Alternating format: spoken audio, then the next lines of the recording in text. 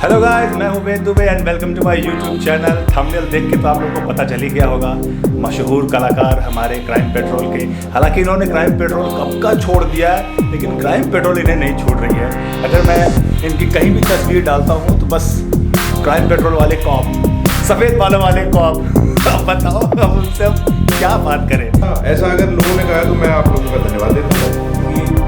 Crime Patrol को स्टेबल नाटा जी ने अपने रिव्यू में कहा Gulshan Pandey has his best The Dirty Picture करके विद्या बालन जी के साथ।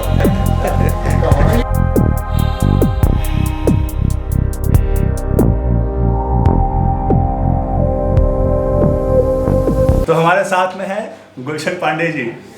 हेलो दोस्तों। सर मुझे तो बहुत अच्छा लग रहा है। हाँ, मुझे भी बहुत अच्छा लगा। और इतने सारे लोगों के सामने तुमने बिठा दिया है और इतनी सारी तारीफ कर दी है जिससे मैं लायक भी नहीं हूँ शायद। सर मैं सही बताऊँ ना, इतने लोगों का डीएम आता है कि आप इतना सारा क्राइम पेट्रोल शूट करते हो, तो आप जो है पांडे जी को क्यों नहीं लेकर के आते, हमारे फेवरेट कॉप। अच्छा, ऐसा अगर लोगों ने कहा तो मैं आप लोगों का धन्यवाद देता हूँ भाई। क्राइम पेट्रोल में हम देख पाएंगे आपको कि नहीं कि आपने बिल्कुल त्याग दिया है? नहीं, मेरा ऐसा कुछ नहीं है। वो कुछ ऐसा था, कभी कभी उनके पास जब डेट मांगते थे मेरे पास डेट नहीं होती थी। कभी मैं आउटडोर ज़्यादा रहा हूँ अभी पिछले दिनों में, तो कुछ फैमिली फंक्शंस की वजह से कुछ वैसे, तो शायद वो क्लैश हो रहा है। अच्छा, देखो क्या पता, मेरे को क्राइम पेट्रोल ने सब कुछ दिया यार, मैं तो कभी उसे छोड़ना भी नहीं चाहूँगा। गाइस आप लोगों को भी पता होगा कि क्राइम पेट्रोल को एस्टेब्लिश जिन्होंने किया है वो नहीं सर हैं। नहीं, क्राइम पेट्रोल को स्टैब्लिश किया है सुब्बू सर ने, जिनने उसको लिखा बहुत अच्छे से, जिनने उनको डायरेक्ट बहुत अच्छे किया, जो फॉर्मेट बहुत अच्छा है, जो लोगों को साथ जोड़ लेता है, ऐसा स्क्रीन प्ले, उनकी पटकथा जो लिखते हैं वो कमाल हैं सुब्बू सर। उनको मैं नमन करता हूँ, उनकी वजह से ही आज मैं क्राइम पेट्रोल किया मैंने, और फिर इतनी लोगों का प्यार व्यार मिला मुझे। सर कितना टाइम हो गया आपको इंडस्ट्री में? आप देखिए सर, मैं इंडस्ट्री में आया, मतलब मुंबई आया मैं 2003 में। आप कहाँ रहते हो, मतलब कहाँ के रहने वाले हैं? मैं born and bottom in Punjab, Patiala. अच्छा, बड़ा खूबसूरत शहर है पटियाला, बहुत प्यारा, जहाँ पे मेरा सौभाग्य है कि वहाँ की मिट्टी में खेल के बड़े हुए। पंजाब की वो पावन भूमि, आहा। तो मतलब आपका प्रॉपर होम टाउन पंजाब ही है? पटियाला। मतलब मेरे पिताजी की वहाँ जॉब थी। मतलब मेरे पापा जब छोटे थे, मेरे दादा दादी का देहांत हुआ, नैनीताल से हैं वैसे, वो उत्तराखंड से, तो फिर वो छोटे से पंजाब में ही आ गए थे, तो वहाँ उनकी जॉब थी, वहीं शादी वादी हुई, तो वहीं हम लोग पैदा हुए सब। क्योंकि पांडे सरनेम देखा जाए तो हम लोग जैसे दुबे, पांडे, मिश्रा, ये सब यूपी, बनारस, इलाहाबाद। जी, नहीं, मैंने बताया ना उत्तराखंड से। उत्तराखंड, तो ये बागेश्वर जिला है हमारा। तो फिर पंजाब से यहाँ कब आए? पंजाब से सर मैं आया 2003 में, और लेकिन आना भी इतना आसान नहीं था, क्योंकि मैंने 90 में शादी कर ली थी। अच्छा। फिर 2 बच्चे हो गए, रंगमंच तो छूट ही नहीं पाया, थिएटर करता ही रहा। तो थिएटर में गुजारा करने के लिए फिर मैंने कढ़ाई करना सीखा लेडीज़ ड्रेसेस पे। अच्छा जी, मैं आरी और जरदोजी की कढ़ाई करता था, ताकि मतलब नौकरी करो तो फिर वो आपको रिहर्सल्स के लिए टाइम नहीं देते, शोज़ के लिए टाइम नहीं देते, तो मैंने सोचा ऐसा करना है। तो मैंने कढ़ाई करना सीखा लेडीज़ ड्रेसेस पे। एक साबिर हुसैन साहब थे जो मेरे उस्ताद थे, उन्होंने सिखाया है वो काम। फिर उससे मेरा गुजारा थोड़ा बहुत होता रहा और थिएटर अपना चलता रहा। फिर एक शो देखने के बाद फिर लोगों ने मुझसे कहा, यार तू बॉम्बे जा, तू राम गोपाल वर्मा का एक्टर है, ऐसा बोलते थे। मतलब उनको एक्टिंग मेरी अच्छी लगती होगी, नेचुरल टाइप ऐसा। तो फिर 2003 में फिर मैं मुंबई आ गया था। 2003 से तब मेरी बेटी 6th में थी, बेटा 5th में था, और मेरे पास सिर्फ 3000 रुपये थे मुंबई आने के लिए। तो वो जो दौर था बड़ा अजीब था, मगर मैंने क्या किया, वो जो मैं कढ़ाई करता था ना लेडीज़ ड्रेसेस की, उसका बड़ा सहारा था कि मैं कहीं भी जाऊँगा भूखा तो मरूंगा नहीं।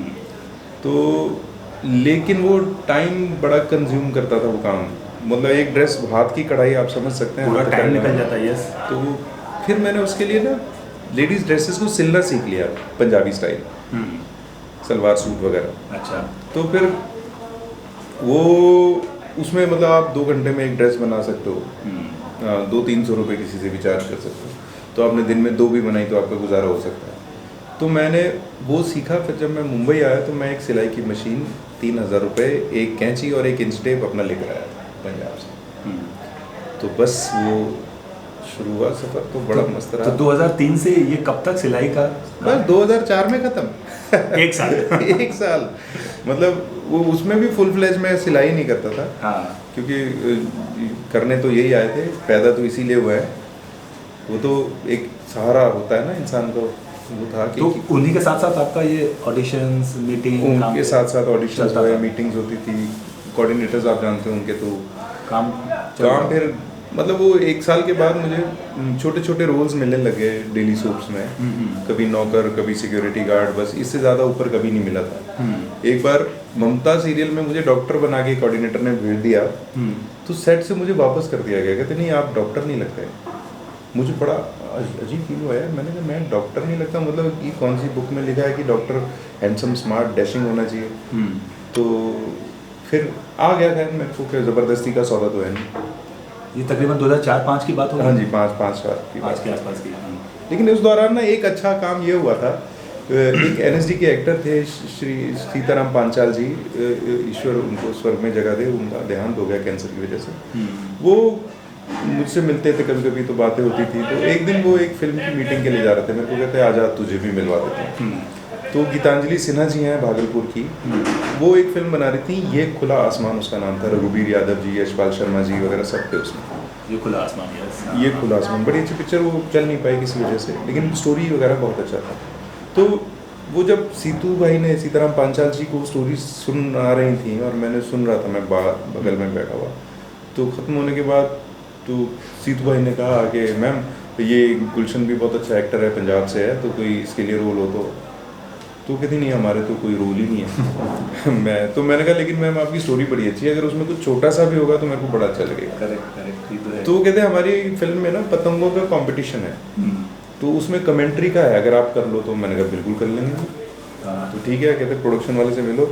लेकिन इसमें अच्छा मोड़ क्या आया कि मेरा वो सब कुछ फाइनल हो गया, ये लोग शूटिंग पे चले गए, वहाँ पे जाके यशपाल शर्मा जी बोलते हैं कि मैं नेगेटिव नहीं करूँगा, मेरे को पॉजिटिव करना है। वाह। वो कहते क्या पॉजिटिव, मतलब कहते नेगेटिव इतना कर लिया है। तो फिर वो रोल मुझे मिला, नेगेटिव वाला, जावेद का जो रोल था, वो कहाँ मैं उस फिल्म में कमेंट्री करने वाला था सिर्फ पतंगों की, हाँ। और कहाँ मैंने वो रोल किया जावेद का, जो बहुत अच्छा रोल था। और फिल्म का जब रिव्यू देते हैं हमारे क्रिटिक हैं कोमल नाहटा जी, तो कोमल नाहटा जी ने अपने रिव्यू में कहा Gulshan Pandey has his best, तो मुझे बड़ा अच्छा लगा। गाइस, ये जो भी ये बता रहे कोमल नाहटा जी का लिंक वो मैं डिस्क्रिप्शन में आपको ढूंढ के मैं डालूंगा, वो ज़रूर देखिएगा। ये खुला आसमान रिव्यू बाय कोमल नाहटा डालेंगे तो भी आ जाएगा, यस। हालांकि मैं सेफ्टी के लिए मैं दे दूंगा आपको।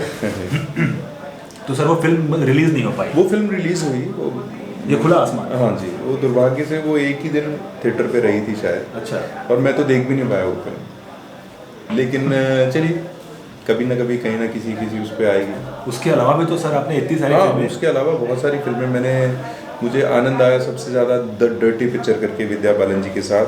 ईश्वर ने स्वस्थ रखे और खुश रखे, वो बहुत अच्छे इंसान हैं, जितनी अच्छी आर्टिस्ट हैं उससे ज़्यादा अच्छी इंसान है। तो ये मिलन लूथरिया जी की फिल्म थी, अभिषेक बनर्जी ने ऑडिशन किया था। गुड मॉर्निंग है जी, इधर स्टार का इंटरव्यू चल रहा है। Oh no, it's okay, no problem. ये तो और अच्छी बात है कि हाँ, तो मिलन लूथरिया जी की वो फिल्म थी, तो अभिषेक बनर्जी जी ने ऑडिशन लिया, तो मैं सेट पे पहुंचा, तो ये रामोजीराव हैदराबाद वहाँ पे शूटिंग थी। तो सेट पे मेरे को ले गए, आइए सर सीन है। विद्या बालन जी बैठी हुई थी वहाँ, तो मेरे को पूछती हैं आप वेंकटेश का रोल करेंगे? मैंने कहा जी। वो कहते हैं मुझे ना लाइंस याद नहीं होती, आप मेरे साथ रिहर्सल करेंगे क्या? ये उनने क्यों बोला था कि मैं खुल जाऊं थोड़ा। अच्छा।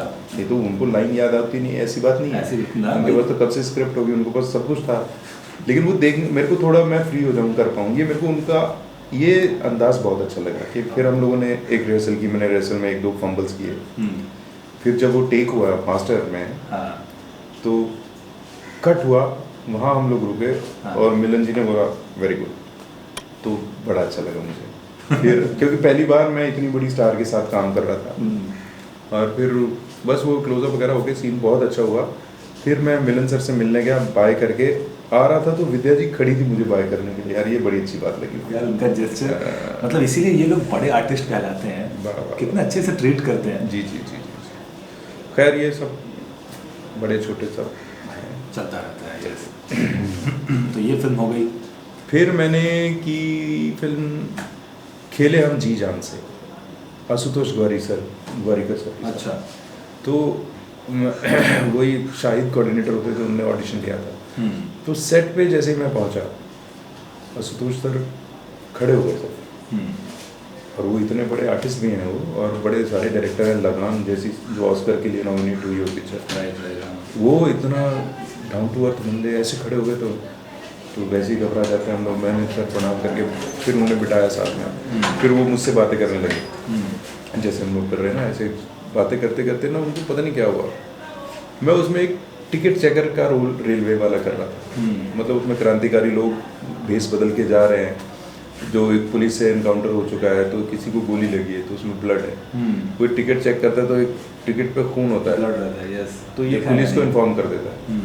तो ये वाला रोल मैं करने वाला था, लेकिन फिर आशुतोष ग्वारिकर साहब के दिमाग में कुछ और आया, फिर उनने मुझे एक दरोगा बना दिया। उसमें क्या था, वो अंग्रेज था, उसका नाम था क्रिश्चियन, जो अंग्रेज पुलिस का रोल कर रहा था, ऑस्ट्रेलिया का था शायद। तो उसको हिंदी में ही बात करना था, तुम कहाँ से आ रहा है, किधर को जा रहा है, ऐसा करना था उसको। लेकिन आशुतोष ग्वारिकर ने क्या किया, अब वो इंग्लिश बोलेंगे और मैं हिंदी में ट्रांसलेट करूँगा, मैं ट्रांसलेटर का रोल मेरा हो गया। मैंने कहा सर लेकिन मेरी इंग्लिश तो बड़ी कमज़ोर है, कहते नहीं वो हम देख लेते हैं। अच्छा। लेकिन वो भी बड़े अच्छे से हुआ, मेरे को अच्छा लगा कि मैंने इंग्लिश भी रट्टा लगा के बोल रहा। फिर मैंने जो और आनंद लिया, मेरा सौभाग्य कहता हूँ मैं, एक छोटा सा सीन है मेरा पीके फिल्म। अरे सर ये कैसे भूल सकते हैं। तो वो राजकुमार हिरानी साहब इस समय के इनसे बड़े डायरेक्टर शायद ही कोई हों, क्योंकि आप देखिए क्या क्या फिल्म बनाते हैं सर वो। ऋषिकेश मुखर्जी साहब के बाद मुझे इनसे अच्छा कोई और लगता नहीं, और वो भी बड़े डाउन टू अर्थ हैं, बड़े अच्छे इंसान। मैं सेट पे पहुंचा कमालिस्तान में, हम दिल्ली वाली वो लॉकअप वाला सीन कर रहे थे। सेट पे पहुंचा तो एडी आके मेरे से पूछा, सर आप सर से मिले? मैंने कहा नहीं। कहते अभी वहाँ 2 चेयर रखी गई, राजकुमार हिरानी साहब आके बैठ गए, मेरे को ले जाके उनके साथ बैठा, मैं 10 मिनट उनने मेरे साथ बातें की यार, मेरे को बड़ा अच्छा लगा, वो इतने बढ़िया इंसान है। एक बार सर रैंडम ऐसे ही हम बादशाहो देखने गया था, तो सडन आप जैसे ही आप आए, मैं तुरंत फोटो लेकर के रख लिया, मैंने कहा सेट पे जाके दिखाऊंगा कि मैं आपकी फिल्म देख करके आया। जी जी जी, ये भी थी। ये मिलन जी ने क्या किया, डर्टी पिक्चर के बाद उन्होंने बनाई once upon a time in Mumbai दोबारा। उसमें मैं मुंबई पुलिस कमिश्नर रहा, जिसमें अक्षय कुमार साहब थे। फिर उसके बाद आई बादशाह। तो डर्टी पिक्चर के बाद उनके साथ ऐसा हो गया कि वो खुद ही बुला लेते हैं जब फिल्म बचे हैं। हाँ जी, तो मेरे को बड़ा अच्छा लगा, मिलन सर ने मुझे याद रखा। तो बादशाह में थोड़ा और अच्छा रोल था वो, जेलर दिलीप सिंह, इलियाना जी मेरी जेल में होती। तो सर आपको मतलब ऐसा कैसा लगता है, लेकिन अभी भी लोग आपको क्राइम पेट्रोल के नाम से ही जान रहे हैं, क्राइम पेट्रोल पीछा ही नहीं छोड़ रही है, जबकि इसके अलावा आपने कितना काम कर लिया है। मतलब मुझे तो यकीन आ रहा है कि अगर मैं कल को कोई अगर फिल्म देखने जाऊंगा, आप कहीं भी दिख सकते हो मुझे, किसी भी किरदार में। अच्छा, मैं क्या बता रहा हूँ, मैं जैसे क्राइम पेट्रोल तो एक बहुत बड़ा हिट शो बन गया ना ये घर घर में देखा गया, हर घर में तकरीबन क्राइम पेट्रोल को देखा। तो मैंने वैसे जो किए काम ना, मैं एक चिड़ियाघर सीरियल आता था सब टीवी पे, उसमें भी एपिसोडिक्स रहते थे, मतलब सीरियल कास्ट वही थी, लेकिन कुछ चेंज करके वो कहानियाँ बनाते थे अलग अलग। तो उसमें एक थी कपिल राणा फ्रॉम हरियाणा, मेरा कैरेक्टर था। तो हरियाणा में एक कैरेक्टर था, बहुत अच्छा वो कैरेक्टर गया। उसके लिए मेरे को कई बार लोग कपिल राणा बोल दिया करते थे, कपिल राणा फ्रॉम हरियाणा। तो वो भी बहुत पॉपुलर हुआ था, छोटा सा ही। फिर लापतागंज के मैंने बहुत सारे एपिसोड्स किए, बहुत आनंद लिया काम का, डिफरेंट कैरेक्टर्स किए। गुड मॉर्निंग सर, कैसे हैं? Good morning. Good morning sir, आगे हाँ सर आधे घंटे में बाद में करें बाकी। हाँ चलेगा, बिल्कुल। सुसु करके आ जाए सर। गाइस अभी गुलशन जी का शॉट रेडी है, तो हमें 10-15 मिनट नहीं, आधा घंटा वेट करना पड़ेगा। मैं बस वो एक शॉट देकर आता हूँ, आप भी तो हैं उसमें। हाँ, अरे हम दोनों का ही है, तो हम लोग मिलते हैं आपको ब्रेक के बाद। कहीं मत जाइएगा, देखते रहिए इनका चैनल। एक छोटे से ब्रेक के बाद।